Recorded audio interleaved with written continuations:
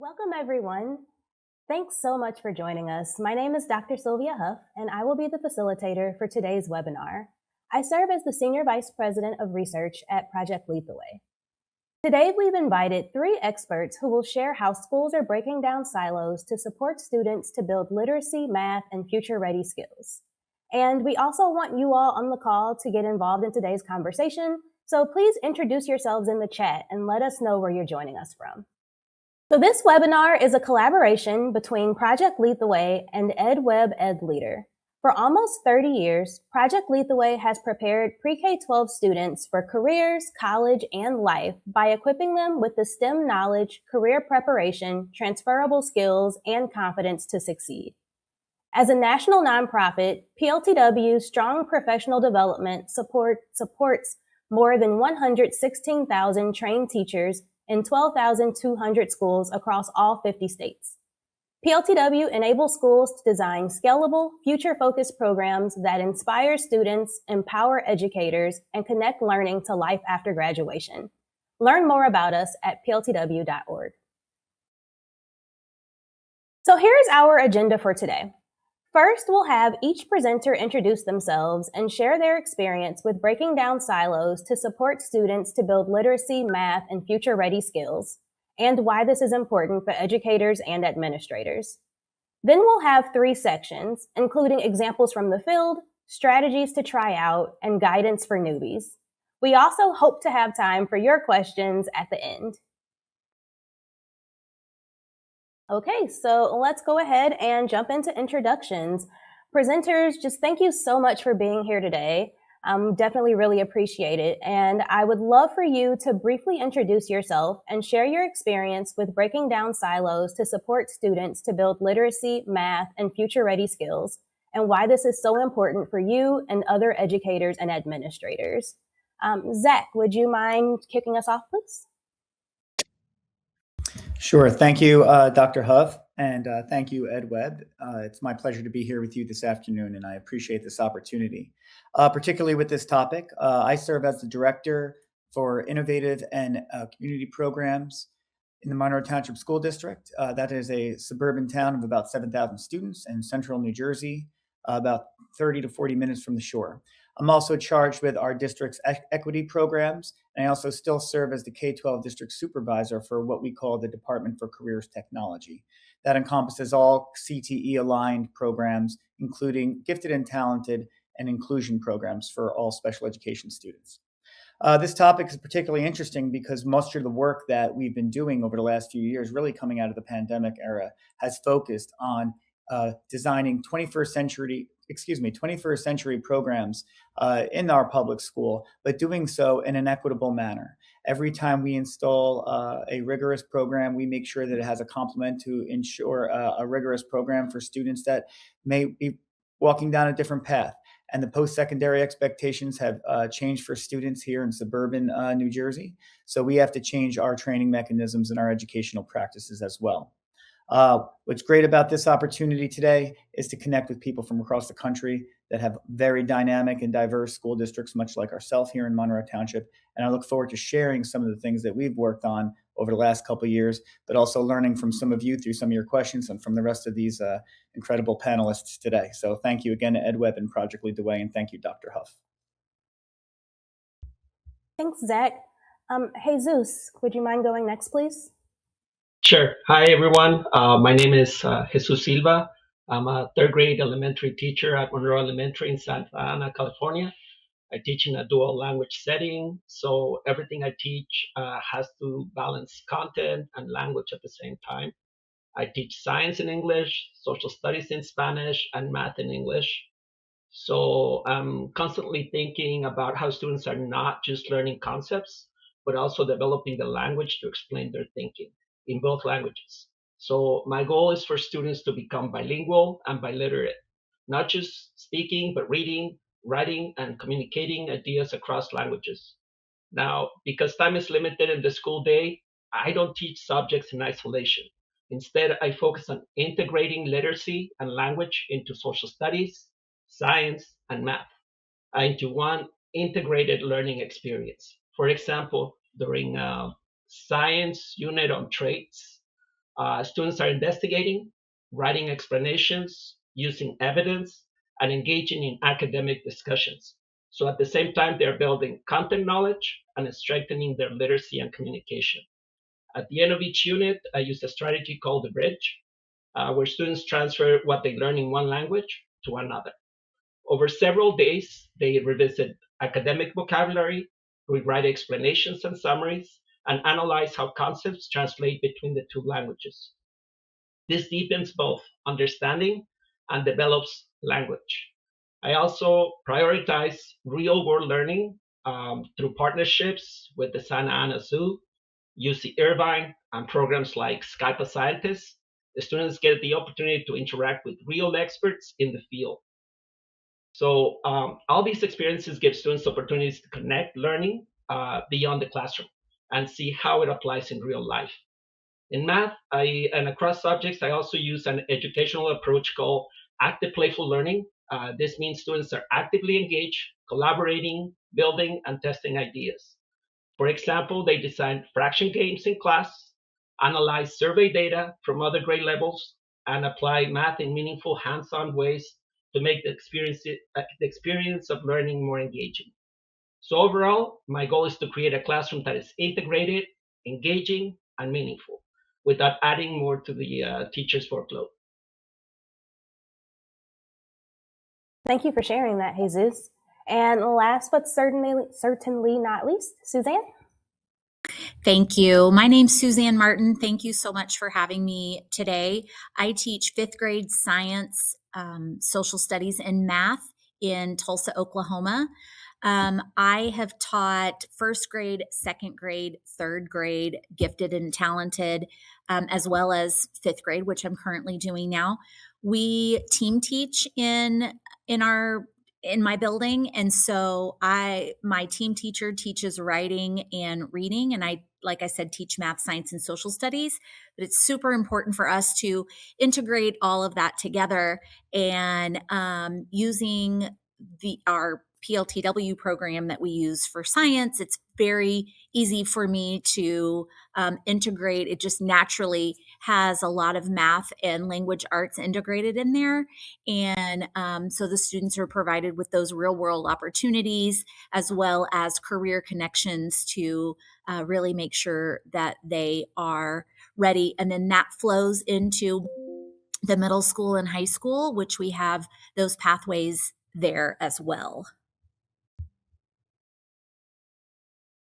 Great. Well, thank you so much for sharing that. And thank you all again for being here and for your willingness to share your knowledge and expertise with the audience. So let's go ahead and jump right into some examples from the field. So first, I would love to hear from you all some examples of program shifts that schools are making to broaden interdisciplinary approaches. Is there anyone who would like to start us off? Thanks, Jesus. Well, I think one of the biggest shifts we made is moving away from teaching subjects in isolation and focusing more on teaching through connections. Instead of asking, when do I teach science? It's more like, how does science support literacy, math, and language development? That shift in mindset changes everything. Now, when students are doing a science investigation, they're also writing, analyzing data, and discussing their thinking. So we are addressing multiple standards, and it's a little bit more like much more meaningful that way, I think. For example, during the science or social studies modules that I teach, students design surveys, collect data, they graph results, and present their findings to their peers, all within just one learning experience. Another key shift has been our partnership with 𝐲𝐸𝐬. Through community science-based lessons, we co-design, we work with faculty, with student teachers and tutors to create a more meaningful community-connected learning. Right now, we're developing a third grade unit on variation traits that integrates family knowledge, community perspectives, and environmental awareness. This makes learning more relevant and more engaging for my students. Their parents get to be part of their learning, which I think it's creating a lot of engagement in my class. I'm also implementing another program from UCI that I think it comes from another place in Chicago called Active Playful Learning. It's one of the core frameworks for my classroom. This keeps the learning active, collaborative, meaningful, and joyful while still maintaining rigor. And the key idea here is more like not to add anymore. Is we're just being more intentional in how we design instruction. Wow, that's amazing. I love your mention of the community connected piece and also your use of the word joyful. That's like a really interesting, like exciting call out. Suzanne, I'd love to hear more about the examples that you've brought for us today. So as I was saying, I am in 5th grade. And so it is, we teach several pathways, right? So we teach throughout science, we teach the biomedical pathway, the computer science pathway, and the engineering pathway. And so that just kind of exposes students to all of those different pathways, allowing them at a young age to kind of figure out what their passions are and what their interests are. And through that, we focus on those career connections, as well as, integrating those stories into science topics, right? As well as integrating, math concepts. And so it's not just about doing, okay, it's time for science. Okay, it's time for math, but really incorporating those together.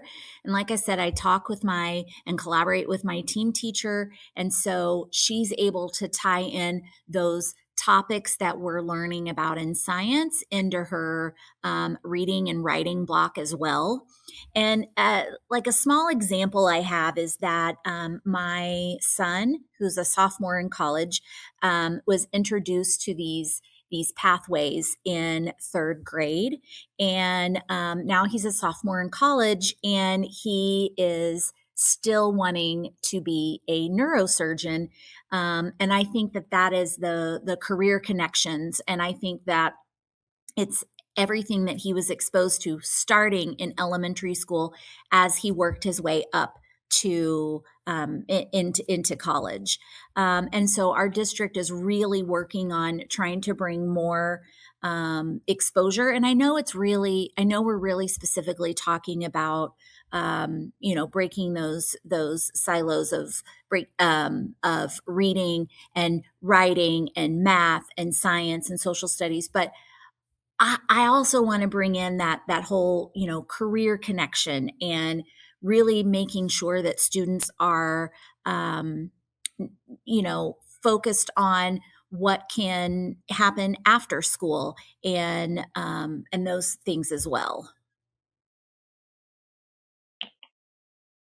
I really love the very powerful personal example of your son and the power of those career connections in the early ages. Thank you for sharing that. And Zach, what examples have you brought for us today? Great, thank you. And really quick, I just wanted to comment on how I was just scrolling through the attendee list, and I didn't realize how we have a handful of international guests today. So that's really interesting to see. So welcome to everybody, and thank you for joining us. So in our district, we have a lot going on. We are very diverse. There's a lot of initiatives, and as we try to push into the elementary school and even into the middle school with not just our Project Lead the Way units, but any complex units of study, as we try to spiral it down into our younger grades, you run into these same organizational and structural challenges of how do you ask more of the teachers that are already stretched so thin, but also how to implement something with fidelity. And as I was scrolling through the attendee list, I also noticed there's a lot of interventionists on here, special ed teachers on here. And the good news is that those are the exactly type of dynamic professionals needed to do such a thing. And in our district, there has been, coming out of the pandemic, a very large push to authentically integrate 21st century career readiness. In New Jersey, we call them CLICs. It's an acronym for career readiness, life literacy, and key skills. It's actually a very explicitly defined learning standard here in New Jersey. So as a program developer, we had our in through this standard. And as we took a look at how the elementary schools and the middle schools offered opportunities for program growth, we realized that we would need to not necessarily replace existing initiatives or existing programs, but to align with them naturally. And, we're here thanks to Project Lead the Way today, but the nice thing about that is Project Lead the Way modules of study do that naturally. And then when we approached the elementary school teachers and the team leaders, we found ways to subtly introduce these units of study in piecemeal and then ultimately in direct alignment with the existing curriculum. Now, along the way, it's one of the things we did to build capacity among the staff, but also to integrate the resources and the familiarity with any type of complex unit, is that we wrapped an enrichment model around this integration. So through before school and after school programs, we allowed students to sample some of the engineering, computer science, and robotics opportunities that STEM units offer, but also making sure that they adhered to the 21st century career readiness, life literacy, and key skills standards. So we were able to address multiple areas of character, education, digital citizenship, and career readiness, while also ensuring that the rigorous computer science, STEM standards, whatever you were studying in that unit, were being addressed. A couple of things we learned along the way is that literacy cannot be ignored. So we found ways to integrate technical writing naturally through the Project Lead the Way units of study. To make sure that we hit that off. And if you're familiar with PLTW, one of the things that they do really well is introduce you to the engineering notebooks and things of that nature, which allows you to directly address technical writing at an early age, which is one of the most challenging things to do with all the other literacy expectations that we have. I could speak for hours about how the enrichment model has served us with helping us integrate these complex units into these atypical grades. One of the things that we are doing most recently, and we can talk about this in the next slide, as far as strategies, that if any of your school districts have a flex period or a win what I need period, we are now examining ways through the intervention periods to expose students to more complex topics, including some of our students that maybe may not have the opportunity to explore these topics because they're getting pulled out for basic skills or for speech. And most recently, one of the challenges, and that's why I'm glad Jesus is here, English language learning, which is something that here in New Jersey, we're still struggling how to figure out how to service those learners in a rigorous and meaningful way. And in our district in Monroe, we're increasing at an increasing rate, and we're trying to play catch up with making sure our teachers are prepared. So, anything you can do to support the interdisciplinary approach through existing initiatives, but also making sure that you're current with what the expectations of the time are. Thanks for sharing about that enrichment model. Definitely want to hear more about that when you discuss strategies. Looking forward to it. And thank all of you all for sharing these examples. They're definitely much appreciated. And so now it's time to jump into some strategies. So if you wouldn't mind sharing some strategies that are helping to make these shifts to interdisciplinary approaches. Who would like to go first this time? I'll go ahead and start. Thanks, Suzanne. So for me, it's really about being intentional. So for example, I'll take a topic that I'm teaching in science or social studies and tie in picture books.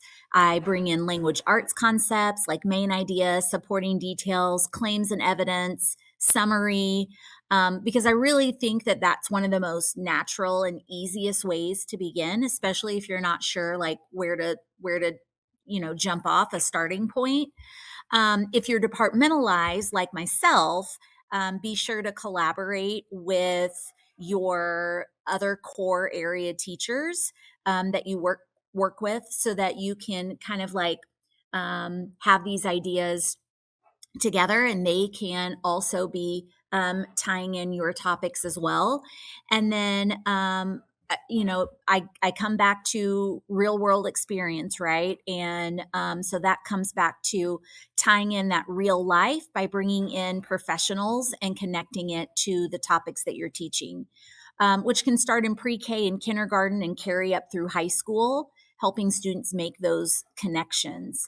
Another strategy to that I think that would allow you to tie things in would be offering parent nights, which would allow students to showcase what they've been learning and building that home connection as well.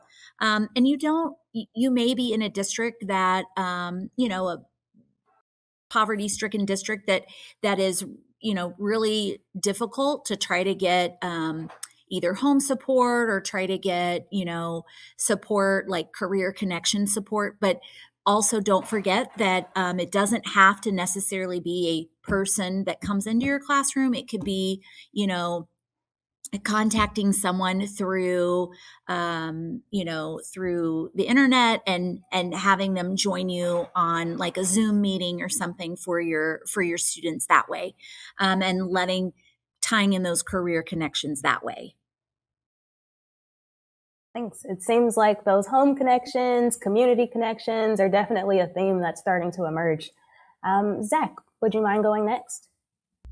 My pleasure. And I'll echo everything that Ms. Martin said about anything you can connect. Anytime you can connect the learning to the student's existence, right? You're gonna gain some traction. And but also, as far as the intentionality and the strategy that helps with not just making the connection to real life, but also to performance, right? And I one of the things that we did pretty well is that as we're trying to build new complex programs into the younger grades, we're also trying to shift our culture in the district to be more data driven. And so, how are you using data to really drive student performance and, more importantly, student growth? And these units, when you start taking application style learning, project-based learning, those types of things, and you start to tie in multiple disciplinary content areas, most importantly, career and life literacies, you have an opportunity to address areas that could benefit for some attention, specifically when we talk about student growth.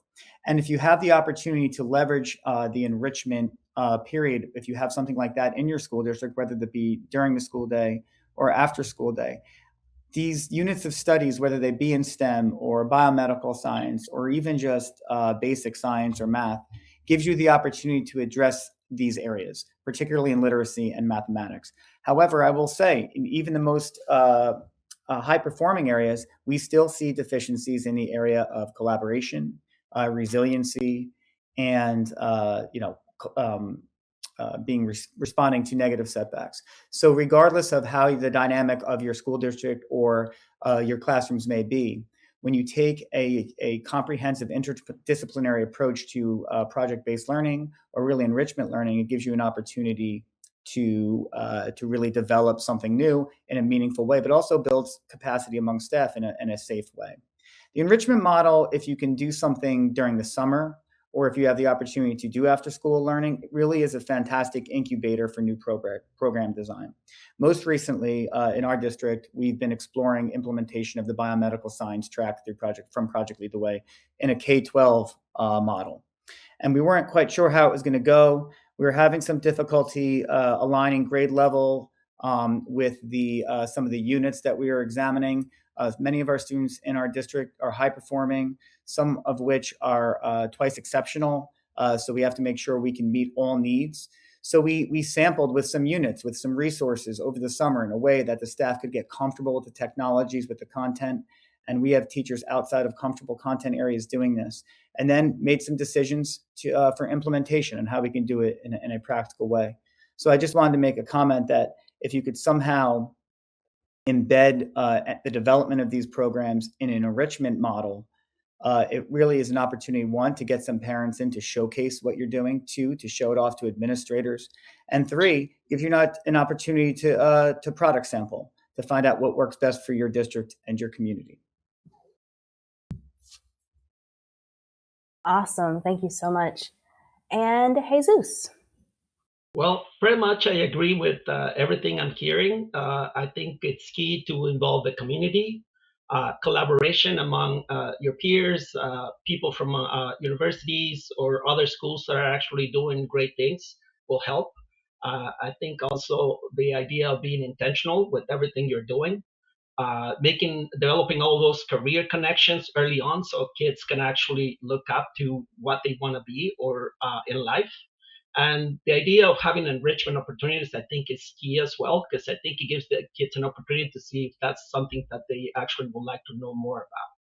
So as far as the strategies that I want to talk about, I think the first strategy that I want to talk about is by starting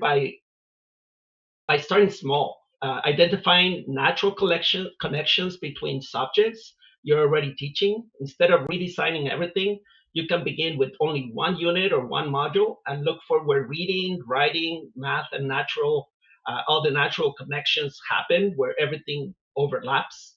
Another strategy is to anchor instruction in a strong content area, for example, science or social studies, especially for students in my school that are learning Spanish as well. I think it has a lot of cognates in English with Spanish, especially in science and social studies. So that's one way to make that connection. Um, and the other thing that I can think about is doing this helps students apply skills in meaningful ways without adding additional lessons. Everything is integrated within the module. And I think it's also important to be intentional with planning, aligning standards across subjects, because when you match standards side by side, you can design lessons that address multiple goals with the same learning experience. So you save time. Collaboration is another key strategy, working with colleagues, instructional coaches, if you have any, or partners such as universities. I actually have a partnership with the zoo as well, where I take my kids and they do investigations there, kind of like an extension of the classroom. All of these things can support co-designing lessons and bringing in new ideas without increasing the workload. And I think that's what many teachers need, not more, but ways to make things work better and to save time. So finally, I think using instructional frameworks like active playful learning, I've noticed a lot of improvement in my students. It helps this with structure and also with engagement. When students are actively involved in hands-on, collaborative, and meaningful tasks, integration happens more naturally and more effectively.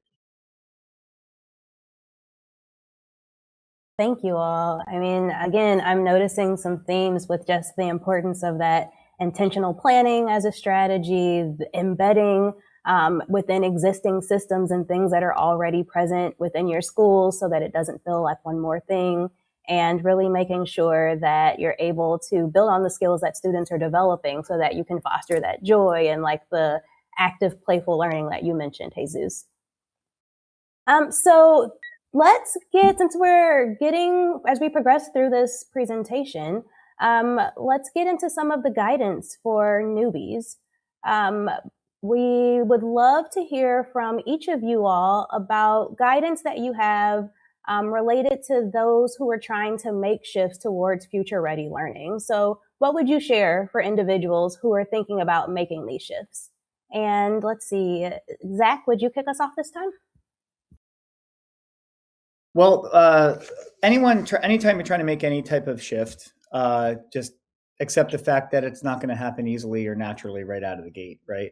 Particularly when you're asking people to come along with you that may not share the same passion for you to implement something new, and something new is always going to be challenging. But regardless, we have to prepare, and we have to make sure that our students are prepared for a very complex post-secondary society, or even a secondary society, right?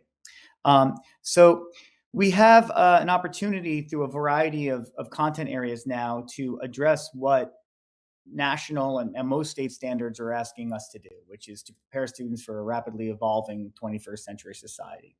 And identifying units that do align with your local ideas and what the values are of your local school districts and your community are very easy to do. In today's society, and especially if you want to justify programmatic implementation and programmatic growth. I remember when I first started supervising and I was trying to figure out how we wanted to introduce STEM to our community. And there was a big debate on whether or not that we should call it STEM or STEAM. And I was also supervising the fine arts at the time. And the fine arts teacher's like, well, you have to get the A in there for the arts and STEAM. And then I remember I was talking to a colleague who was on the West Coast, and he was having a similar argument with his staff, but he was also in charge of ELA. And they were saying, well, what about, why can't we call it STREAM so we can get reading in there? And then I was talking to a couple other colleagues throughout the nation, and I learned that in certain areas of the Midwest, they do call it STEAM, but the A stood for agriculture, not the arts. And it really got me thinking that, when you're introducing these new initiatives that are blending together key interdisciplinary concepts, it's really important to look and listen to what is the actual need of your learning community and really make these programs your own. And when you have modules that do align naturally to both local standards and national standards, that becomes very easy, and it gets a lot of buy-in. But I think the other thing that, as a nation, we struggle with is misaligning these complex units of study, whether it be biomedical science, whether it be computer science, or robotics, which are the three areas that we really look at heavily in our district, is thinking that they're just for the students that are at the top of the class. Or they're just as students, or more importantly, they're just as students that are college bound.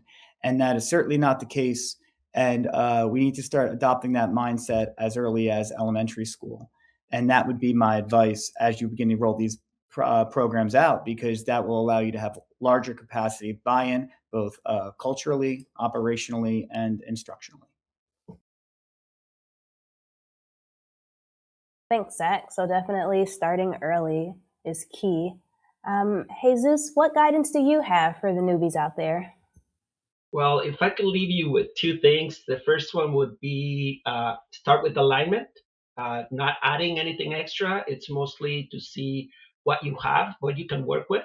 And I think the work is not about doing more. It's about reorganizing what you already teach. For example, my district has different programs, and it's to look at what you have there and be able to align them with what you want to teach, whatever module or unit you're working on. So instead of teaching subjects separately, look for those connections.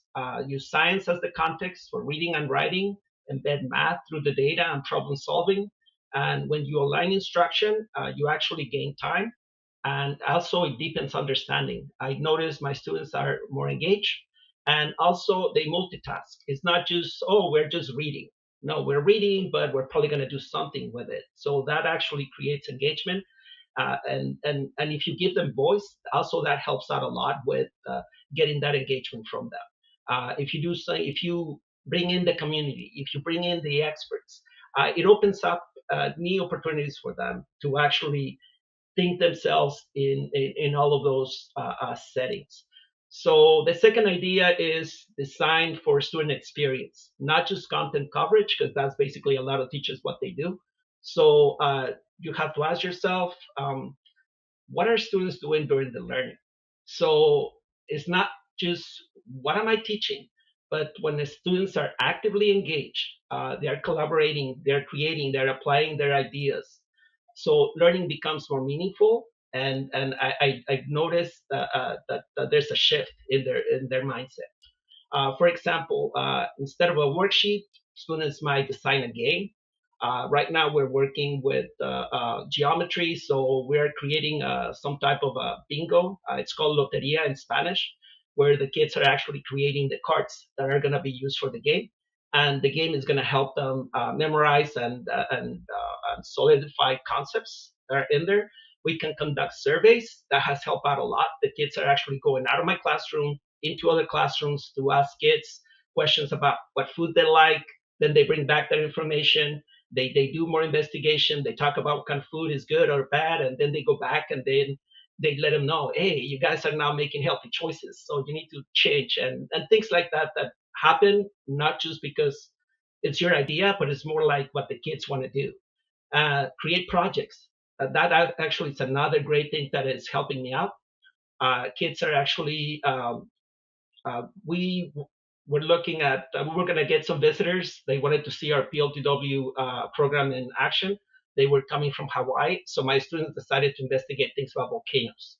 because that way they could show off what they learned about it. And so they did a presentation about volcanoes.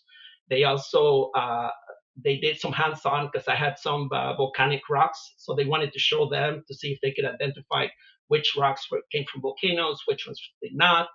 And the last thing they did was to actually have a volcano erupting that they built with flour and salt and water.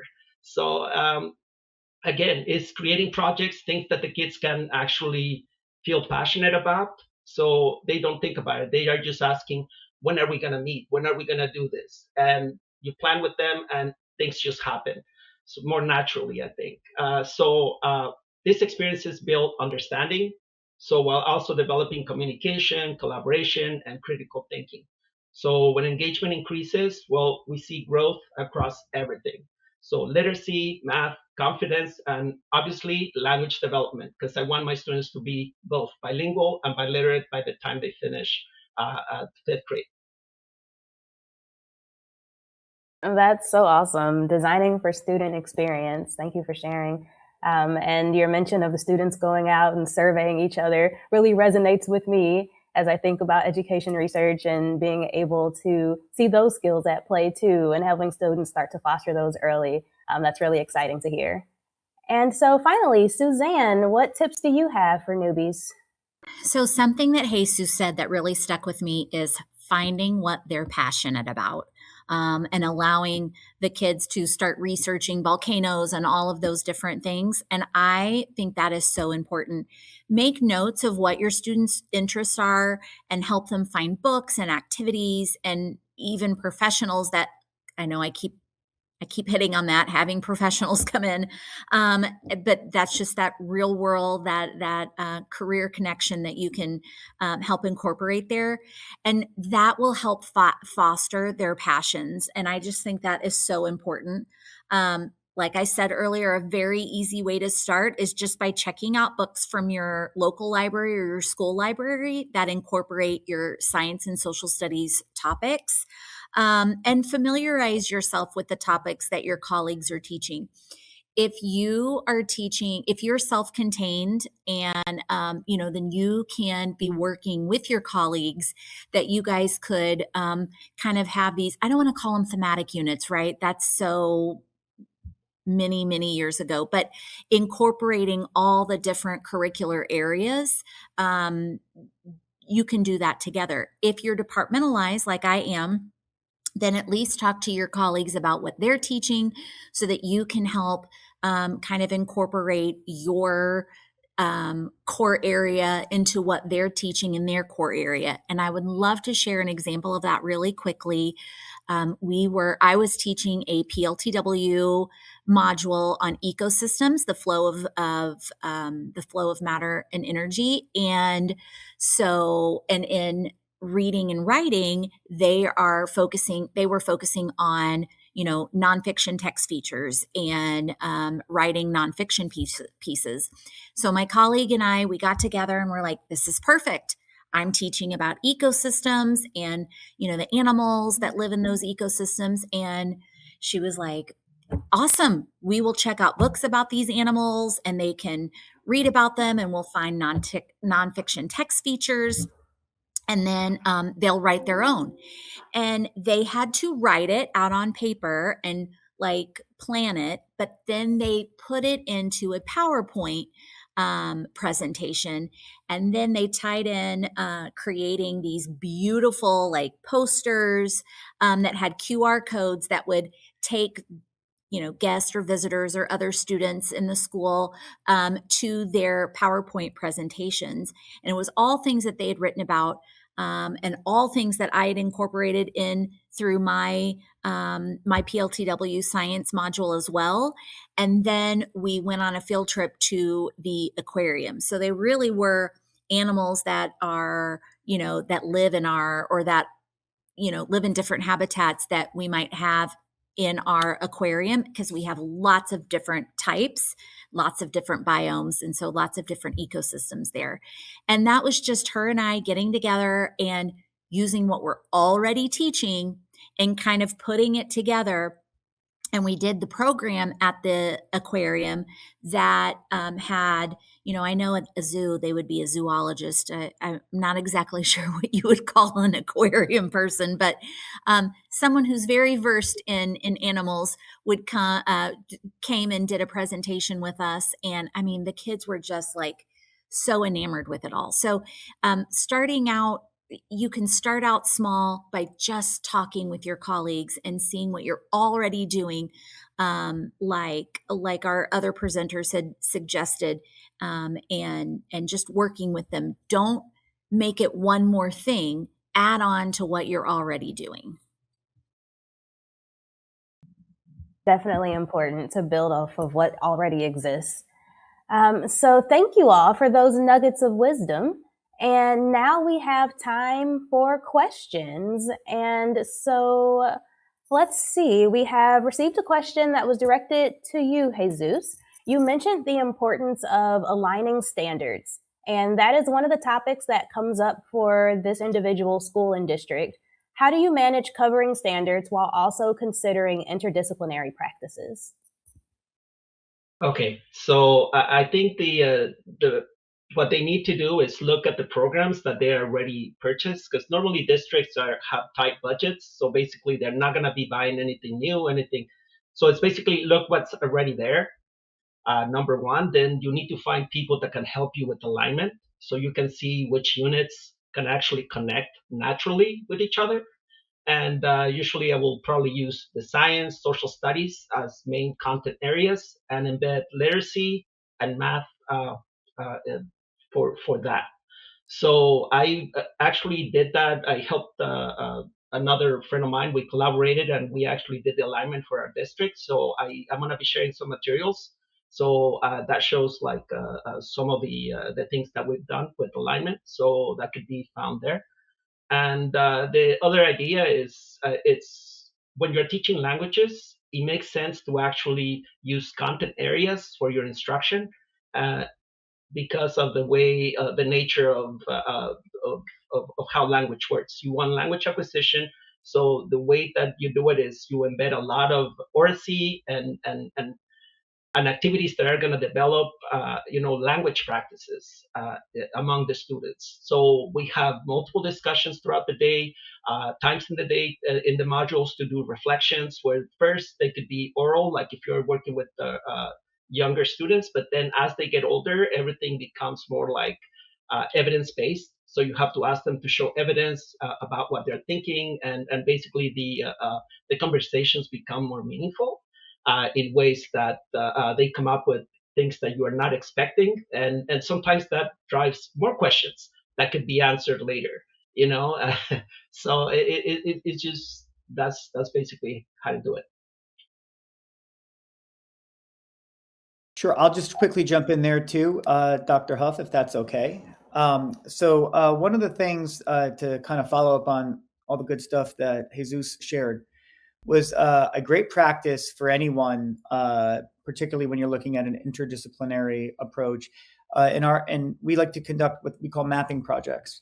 And a mapping project can also turn into a tremendous visual for students, parents, and stakeholders to kind of really further contextualize any unit or project that you're going to be hitting multiple disciplinary areas with. And what you do is you basically you take your unit or your project or your module, and you find ways to map it backwards to your state standards and very explicitly. And you could design it into a picture. And spoiler alert, AI makes this very, very easy nowadays, particularly when you're looking at nuanced standards like we have to deal with in the CTE content areas. But obviously you can't trust AI to do everything, but it's certainly a tremendous starting point for you to also dive into those problematic areas of growth that students in diverse classrooms can feature.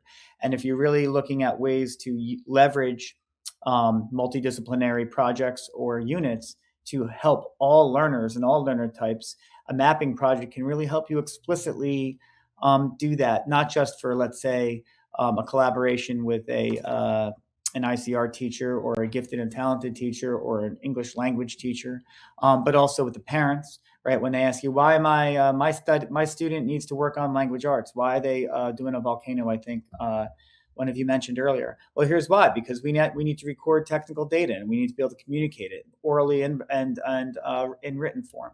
So those curriculum mapping projects are very useful, but they also serve as a nice tool to let everyone know, when you're bringing these different people together, how are we doing this and why are we doing it, and why is it relevant to our school district's objectives here in our community. Thanks for adding that. So we have another question here. What conditions or supports need to be in place at a school for interdisciplinary teaching for educators and learning for students to start and sustain? So what conditions or supports need to already be in place? Does anyone want to jump in for this particular question? I can kind of speak on behalf of that. If I think I'm understanding the question correctly, as far as conditions and supports, I would say that having your admin support, your principal support is really important.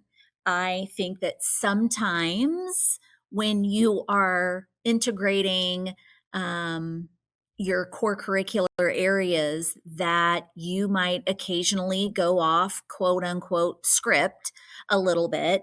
And so sometimes admin or higher district admin, they look at it like, well, are you teaching from the book? Are you teaching from this particular curriculum?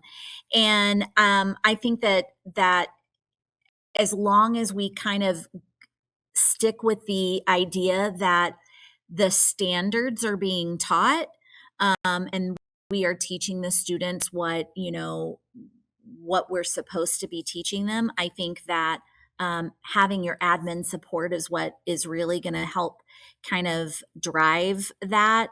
I know I'm lucky to have admin support, and so I don't always teach from the specific social studies curriculum book that my district has, but I am teaching my state standards, and I'm doing it in a way that makes the kids excited, and I'm doing it in a way that ties in other cross-curricular subjects like reading and writing. And so my principal supports that 100%.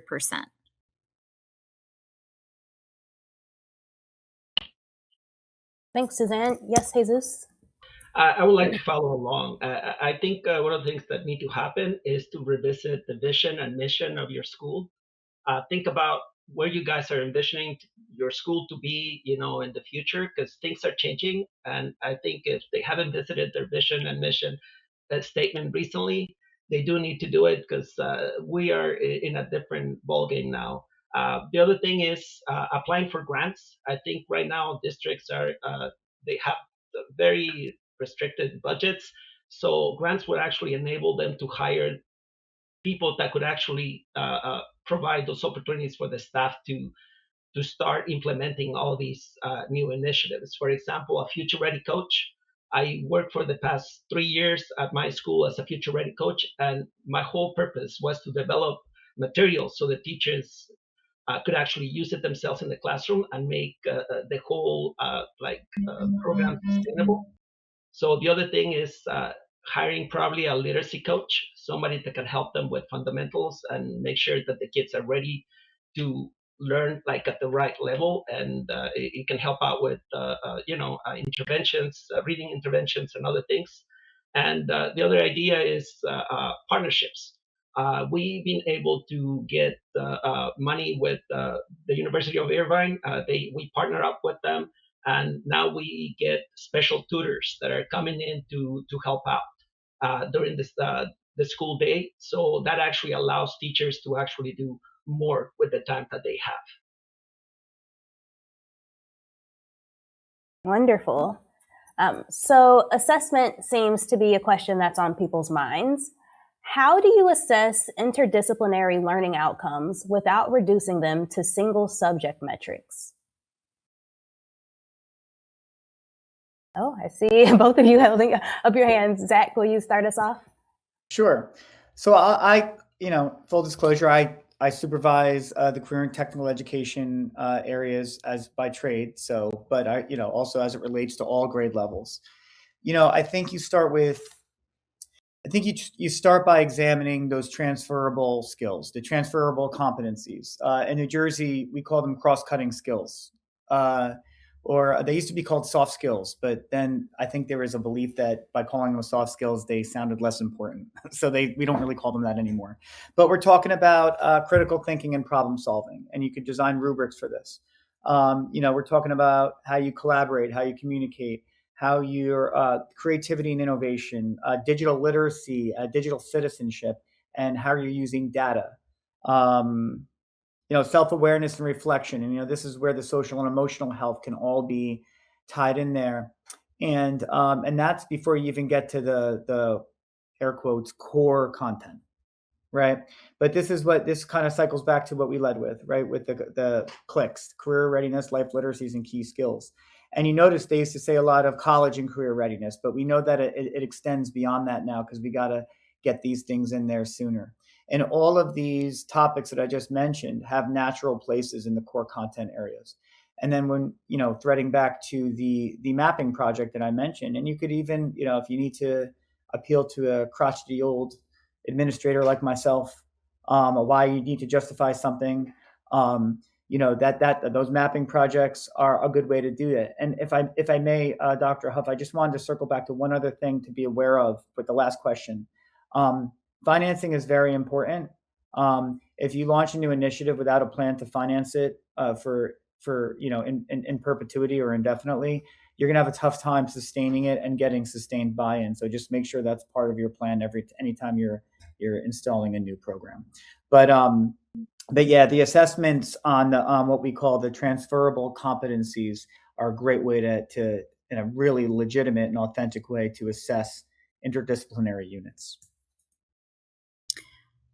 I would love to touch on the assessment piece, and I'm sorry we had announcements going on. So I think if I'm understanding the question correctly, like how do you assess when you've got this interdisciplinary, okay. So I have to give a shout out to PLTW for kind of like helping to kind of shape my mind as far as balanced assessment goes. And balanced assessment being your summative assessment and your formative assessments. And they in the modules, there's like all of these different balanced assessments like embedded in there. And so when I'm not in the middle of a module, that still kind of sticks in my mind, right, of these balanced assessments. So I assess my students in so many different ways. I can look at their launch logs, or I can look at their science or social studies notebooks. I can look at, I can walk around and hear their collaborative discussions with one another. We can, write about the science topic that we're talking about, or the social studies topic that we're talking about. And so I've always got those balanced assessment ideas in my mind. So it's not just a finish the whole module or finish the whole unit and then have a test at the end. There are summative assessments at the end, your check for understandings in all of the science modules that I use, but there's so much more balanced assessments, and I can assess so many things other than just science or social studies topics. I would like to add on to that. I think what I mostly use in my classroom, it's after we learn something, there are opportunities for them to have a reflection time where I actually get to see if they are actually acquiring the knowledge or not, because most of those reflection pieces are written. Also, the project itself. Project Lead the Way makes it very simple. At the end, if they understood the concepts, they're going to be able to have a good solution for whatever problem they're trying to solve. So I think having good projects at the end, it's key. I've been actually changing some of the projects in some of the modules because they were not as engaging as the kids wanted them to be. So as a teacher, you get to make those calls. If the module itself does not have the right like ending, then you gotta work with. Sometimes AI helps out. Sometimes other experts in the field will let you know like which ways are better to go. But then projects definitely gives you a good summative assessment of what the kid understands or not, or is capable of doing with the information that was learned during the module. The other thing is I noticed that for assessments, if you want to get more out of the students, you have to involve technology. If somehow you give them tools that they can use to show off with not show off, but like show what they know, what they learn to the other students, that helps out as well. Having a green screen will definitely help out where the kids can actually show what they know. Let's see what other AI. I use it in elementary school, so most of the AI that they use will be like to create pictures to reflect their understanding, and obviously rubrics throughout the module, and like I said, opportunities for class discussions, so you actually get to know if they're actually are acquiring the concepts or not. Thank you for all of those words of wisdom, and I cannot believe how quickly this hour has flown by. And so in this final minute that we have together, I would like to just thank you so much to our presenters for sharing their expertise and experience. And I would like to thank all of you all for joining us today and for sharing yours as well through the chat. We would like to thank EdWeb and Project 𝐸 for hosting this webinar.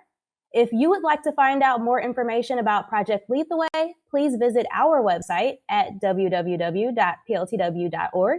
And this concludes the presentation portion of our webinar, but we will remain to answer any other questions that you all have. Hope you have a great rest of your day. Thank you, everyone.